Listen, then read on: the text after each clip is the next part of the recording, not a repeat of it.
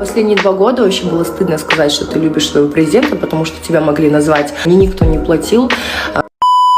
Сәлем достар, сіздермен бірге Куба и бүгін көретіндеріңіз. Айжан Байзақова қалай президентті жақсы көретінін айтты. Байзақованың айтуы бойынша негізінде бұны бұрыннан бері істегім келді дейді, бірақ қорықтым. Ал қазір болса маған бәрібір дейді.